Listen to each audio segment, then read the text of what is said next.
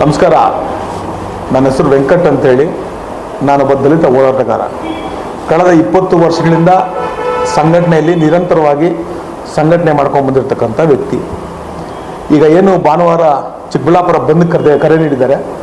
3ನೇ ಹಂತದ ಶುದ್ಧೀಕರಣ ಮಾಡಬೇಕು ಅಂತ ಹೇಳಿ ಆಗ್ತಾ ಇಲ್ಲ ಅಂತೇಳಿ ಬಂದಕ್ಕೆ ಕರೆ ಕೊಟ್ಟಿದ್ದಾರೆ.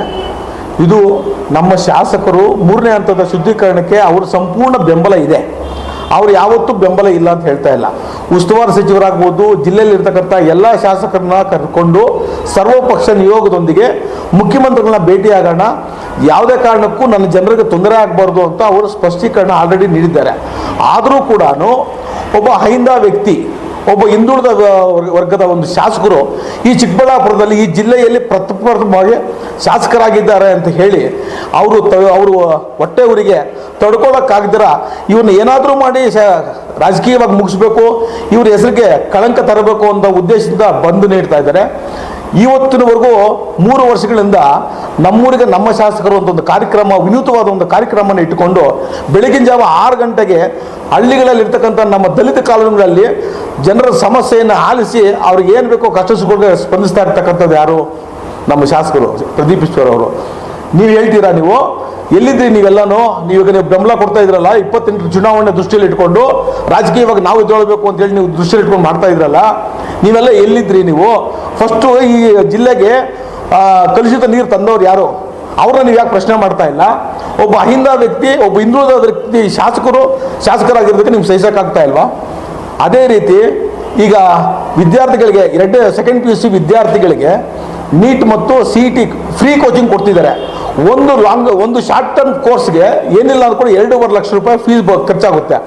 ಅಂಥದ್ದನ್ನು ನನ್ನ ಕ್ಷೇತ್ರದಲ್ಲಿ ಇರ್ತಕ್ಕಂಥ ವಿದ್ಯಾರ್ಥಿಗಳು ಚೆನ್ನಾಗಿ ಓದಬೇಕು, ಮೇಲಕ್ಕೆ ಬರಬೇಕು ಅಂತ ಒಂದು ಉದ್ದೇಶ ಇಟ್ಕೊಂಡು ನೀಟ್ ಮತ್ತು CET ಕಾರ್ಯಕ್ರಮ ಮಾಡ್ತಾ ಇದ್ದಾರೆ. ಈ ರೀತಿ ಯಾವುದಾದ್ರೂ ಒಂದು ವಿನೂತವಾದ ಕಾರ್ಯಕ್ರಮ ನೀವು ಮಾಡಿದ್ದೀರಾ? ನಿಮಗೆ ರಾಜಕೀಯ ಬೇಕಷ್ಟೇ. ನೀವೇನು ಮಾಡ್ತಾ ಇದ್ದೀರಾ ಎಲ್ಲನೂ ಜನರಿಗೆ ಗೊತ್ತಿದೆ. ನೀವೇನು ರಾಜಕೀಯವಾಗಿ ಅವ್ರನ್ನ ಮುಗಿಸ್ಬೇಕು ಅಂತ ನೀವು ಶಾಸಕ ನಡ್ಕೊಂಡಿದ್ದೀರಾ. ನಿಮ್ಮ ಕೈಯಲ್ಲಿ ಸಾಧ್ಯವಿಲ್ಲ.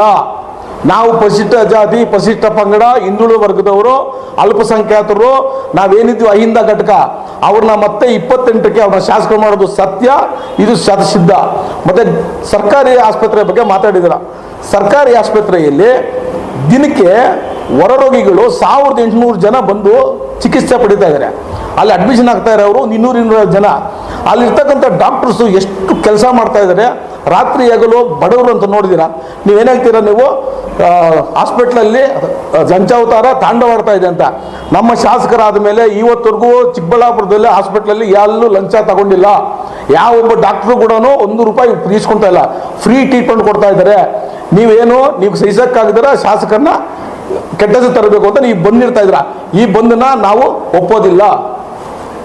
ಈಗ ಬಂದ್ ಮಾಡಿದ್ರೆ ಶಾಸಕರನ್ನ ರಾಜಕೀಯವಾಗಿ ಮುಗಿಸ್ತಾರೆ ಅನ್ನೋ ಆಲೋಚನೆ ಬಂದ್ ಮಾಡೋದ್ರಿಂದ ಕೇಳೋದು ತಪ್ಪು ಅಂತ ಹೇಳ್ತೇನೆ. ನಾನು ಹಕ್ಕುಗಳನ್ನ ಕೇಳೋದು ತಪ್ಪು ಅಂತ ನಾನು ಹೇಳ್ತಾ ಇಲ್ಲ. ಈಗ ಶುದ್ಧೀಕರಣ ನಾವು ಈಗ ಹೇಳ್ತಿದ್ದಾರೆ ತಾನೆ, ಸರ್ವಪಕ್ಷ ನಿಯೋಗದೊಂದಿಗೆ ನಾವು ಮುಖ್ಯಮಂತ್ರಿನ ಭೇಟಿಯಾಗೋಣ, ಎಲ್ಲದಕ್ಕೂ ನಾನು ಸಮ್ಮತ ಇದೆ ಅಂತ. ಆದರೂ ಕೂಡ ಒಬ್ಬ ಅಹಿಂದ ವ್ಯಕ್ತಿ, ಹಿಂದುಳಿದ ವ್ಯಕ್ತಿ ಶಾಸಕರಾಗಿದ್ದಾರೆ ಅಂತೇಳಿ ಈ ಜಿಲ್ಲೆಯಲ್ಲಿ ಪ್ರಥಮ ಶಾಸಕರಾಗಿ ಅವರಾಗಿರೋದಕ್ಕೆ ಇವ್ರಿಗೆ ಸಹಿಸಕ್ಕಾಗದಿರ ಅವ್ರ ಹೆಸರಿಗೆ ಕಳಂಕ ತರಬೇಕು, ಕಲುಷಿತ ನೀರು ಕೊಡ್ತಾ ಇದ್ದಾರೆ, ಕ್ಯಾನ್ಸರ್ ಬರ್ತಾ ಇದೆ, ಜನರನ್ನು ಸಾಯಿಸ್ತಾ ಇದ್ದಾರೆ ಅಂತೇಳಿ ಕೆಟ್ಟ ಹೆಸರು ತರೋದಕ್ಕೆ ಇದನ್ನ ಮಾಡ್ತಾ ಇರೋದು.